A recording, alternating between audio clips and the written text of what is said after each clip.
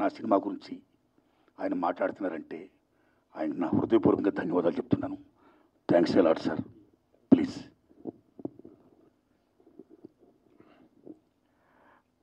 ఆయన ప్రేమతో చెప్తున్నారు కానీ యాక్చువల్గా ఆ రోజు నేను ఆయన కలిసినప్పుడు, అంటే ఎప్పటి నుంచో నేను భీమవరంలో సినిమాలో రాకముందు నుంచి, ఎందుకంటే ఆయనది 32 సినిమాల ప్రయాణం, అదేమి చిన్న ప్రయాణం కాదు. నేను ఎందుకు ఆ మాట చెప్పానంటే, ఆయన సినిమా ఆడటం ఆడకపోవటం అనేది తీసి పక్కన పెట్టి ఆయన వన్ మ్యాన్ ఆర్మీ.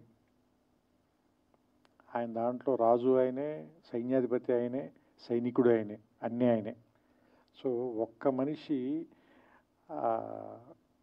సినిమా ఆలోచన పుట్టడం దగ్గర నుంచి దాని ఎగ్జిక్యూషను, దాని తాలూకు రిలీజ్ వరకు సినిమాని తీసుకెళ్ళి జనం ముందుకి థియేటర్లో సినిమాని ఒకే ఒక వ్యక్తి ఇంత ప్రయత్నం చేస్తున్నారంటే, అది కూడా ఖచ్చితంగా ఏదో ఒక కారణం ఉండి తీరాలి సినిమాకి. దానికి ఖచ్చితంగా ఏదో ఒక ప్రయోజనం ఉండి తీరాలి. ఒక మాట మనం ఖచ్చితంగా మాట్లాడాలి, ఆ మాట వినపడాలి. అంటే నొక్కబడే గొంతుల గురించి మాట్లాడడానికి ఒక గొంతు ఉంది, ఆ గొంతు అందరికీ వినపడాలి. అది మనకు నచ్చచ్చు, నచ్చకపోవచ్చు, దాంతో మనం ఏకీభవించవచ్చు, ఏకీభవించకపోవచ్చు, కానీ వాళ్ళు మాట్లాడాల్సిన అవసరం ఉంది, అది మనం వినాల్సిన అవసరం కూడా ఉంది. లేకపోతే ఏం జరుగుతుందంటే, ప్రపంచంలో ఏకపక్ష ధోరణి అనేది రావటం మూలంగా రాబోయే జనరేషన్స్ చాలా సంకుచితంగా తయారైపోతారు. సో అందుకని విభిన్నమైనటువంటి గొంతులు, విభిన్నమైన అభిప్రాయాలు, వీటిల్లోనే బ్యూటీ ఉంది. సో అలాంటి ఒక పార్శ్వం, అలాంటి ఒక అందం ఆర్ నారాయణమూర్తి గారి సొంతం. అది ఆయన తాలూకు శైలి, అది ప్రత్యేకం. ఇప్పుడు ఈ సినిమాకి వచ్చినప్పుడు కూడా నేను సినిమా ఎలా ఉంది అని ఒకే ఒక మాటలో చెప్పాలంటే, నేను 2.5 గంటల పాటు వచ్చి ఫస్ట్ కార్డు పడిన వెంటనే 162 నిమిషాలు అనగానే నేను కొంచెం భయపడ్డా. అయ్యో బాబు, 2 గంటల 40 నిమిషాలు ఇప్పుడు కూర్చొని చూడాలా మనం ఈ సినిమా? ఫస్ట్ వచ్చే భయం. ఎందుకంటే కరోనా తర్వాత అందరికీ కూడా ఏ సినిమాని కూడా 20 నిమిషాల నుంచి 30 నిమిషాల నుంచి చూడలేనటువంటి ఒక, ఏమంటారు దాన్ని, ఒక అది యాంగ్జైటీ అనాలా, అసహనం అనాలా, అలాంటి పరిస్థితిలో ఉంది ప్రపంచం మొత్తం. అలాంటి సినిమాని 2 గంటల సినిమా, 2 అవర్స్ ఇప్పుడు నేను చూసింది, 2 గంటల సినిమా చూస్తే, క్షమించాలి సమయం తప్పుగా చెప్పే, 2 గంటల సినిమా చూసినప్పుడు నాకు చాలా ఫాస్ట్గా పరిగెత్తి వెళ్ళిపోయింది, సినిమా అయిపోయింది.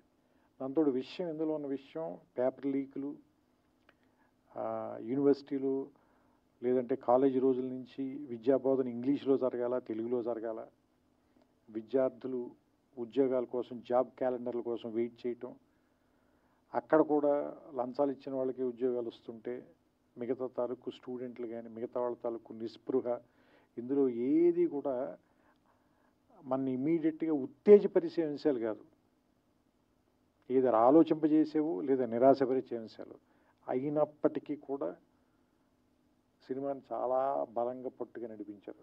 నేను అనుకోవటం అది మీ సిన్సియారిటీని అనుకుంటున్నాను. కేవలం మీ సిన్సియారిటీ మూలంగానే మనకి లోపల ఏదైనా ఒక లాంగ్వేజ్ వచ్చే లోపే మీ సిన్సియారిటీ వల్ల, బ్రదర్ ఒక్క నిమిషం, అంటే మాకు ఏదైనా లోపల ఒక లాంగ్వేజ్ వచ్చే లోపే మీ సిన్సియారిటీ వల్ల దాన్ని ఏం మాట అనలేకపోతున్నాం. అంటే మిమ్మల్ని ఎందుకు గౌరవిస్తారు అంటే, అందరం కూడా, మేమంతా కూడా ఎందుకు గౌరవిస్తాం, మేము కానీ, పాత్రికేయులు కానీ, మీడియా కానీ, లేదంటే ప్రేక్షకులు కానీ ఎందుకు గౌరవిస్తారంటే, మీ అభిప్రాయం నచ్చో నచ్చకో రెండూ కాదు, మీరు అది చెప్పే తీరు, దాన్ని మీ అభిప్రాయాన్ని మీరు ముందుకు తీసుకెళ్ళటంలో మీకున్న నిబద్ధత, మీ సిన్సియారిటీ, దాన్ని మాత్రం ఎవ్వరు క్వశ్చన్ చేయలేరు. అది మాత్రం మీ సొంతం. అలాంటి వాటి కోసమే నేను ఇప్పుడు వచ్చి మీ పక్కన నుంచున్నాను. కేవలం ఏంటంటే మీ నిబద్ధత నచ్చే, దానికి గౌరవం ఇచ్చే. ఎందుకంటే ఇంతలా రాజీ పడకుండా బతకటం అందరి వల్ల సాధ్యం కాదు, నా వల్ల కూడా. నేను చాలాసార్లు రాజీ పడ్డాను నేను. సో అందుకని ఏంటంటే, ఇలా రాజీ పడకుండా బతకటం అందరి వల్ల అవ్వదు, కొంత జెలసీ కూడా ఉంది నాకు. అలా బతకడం అంత తేలిక కాదు. సో అందుకని ఆయన పక్కన నిలబడి, ఆయన నా అమూల్యమైన సమయం అన్నారు కానీ ఆయన తన సమయాన్ని వెచ్చిచ్చి నాకు సినిమా చూపించినందుకు, ఈ సినిమా గురించి నన్ను మాట్లాడమని నాకు అవకాశం కల్పించినందుకు నేను మనస్ఫూర్తిగా ఆయన కృతజ్ఞతలు చెప్తున్నాను.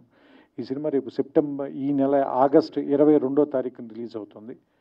దీన్ని థియేటర్లో చూడండి. ఇలాంటి సినిమాలు ఎందుకు బతకాలి అంటే ఆర్ నారాయణమూర్తి గారు మరిన్ని సినిమాలు ఇంకా తీయాలి. ఎందుకంటే అర్ధరాత్రి స్వతంత్రం నాకు తెలుసు, ఒరే రిక్షా నాకు తెలుసు, చాలా సూపర్ హిట్లు కొట్టారు మీరు. You're super star in your own way. So ఇప్పుడు కూడా చెప్తున్నాం కదా, ఆ స్టార్ ప్రెజెన్స్ అయితే ఉంది. మీకు తెలుసో తెలీదో మేము ఒక సినిమాలో క్యారెక్టర్కి మిమ్మల్ని అనుకున్నాం, కానీ నాకు ఎవరు ఏం చెప్పారంటే ఆయన చేయరని చెప్పారు. ఎందుకంటే మీరు రెమ్యూనరేషన్ ఆఫర్ చేసైతే ఆర్ నారాయణమూర్తి గారిని కొనలేరు అన్న. సో అంటే మీరు చెబితే ఎందుకు జనం ఇలాంటి విషయాలు మీరు చెప్తేనే ఎందుకు వింటారు అంటే, మీరు దాని డబ్బుల కోసం సక్సెస్ కోసం చెప్పరు, నిజంగా దాన్ని ప్రజలకు తెలియజేయాలని చెప్తారు కాబట్టి దాన్ని చూడడానికి వస్తారు, దాన్ని గౌరవిస్తారు. ఇప్పుడు నేను కూడా 2 గంటల పాటు నేను ఎందుకు గౌరవించి చూసి ఇక్కడికి వచ్చి మాట్లాడుతున్నానంటే దానికోసమే. సో ఈ సినిమా ఆడాలి. మీరు ఖచ్చితంగా నెక్స్ట్ సినిమా ఇంకా చాలా ఏమంటారు దాన్ని, కొంచెం ఎక్కువ డబ్బులు ఖర్చు పెట్టి ఇంకా మంచి ప్రొడక్షన్ వాల్యూస్తో తీయటానికి అవకాశం కలిగేలాంటి డబ్బులు ఈ సినిమా మీకు ఇవ్వాలని, అలాంటి సక్సెస్ వస్తుందని నేను కోరుకుంటూ, ఎస్పెషల్ ఇందులో నాకు ఆ గద్దర్ గారి పాట కూడా బాగా నచ్చింది. అది గద్దర్ గారు రాశారు, మీరు చెప్పిన తర్వాత నాకు ఇంకా ఆనందం వేసింది, ఎందుకంటే నాకు ఇష్టమైన రచయిత ఆయన. సో ఆయన పాట చాలా బాగుంది ఆ పాట మాత్రం.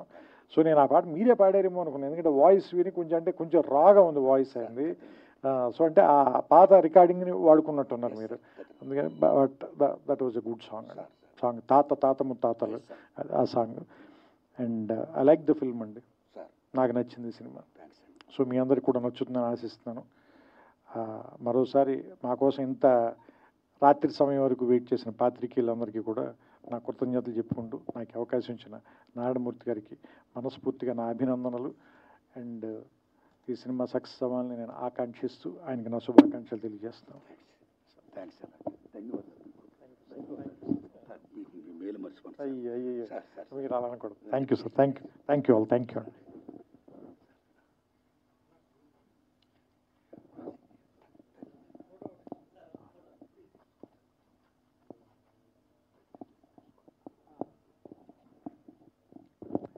అండ్ ఇంకొకటి, ఈ సినిమాలో అయినా ఐ కాంట్ బ్రీత్ అని 1-2 సందర్భాల్లో చెప్పారు.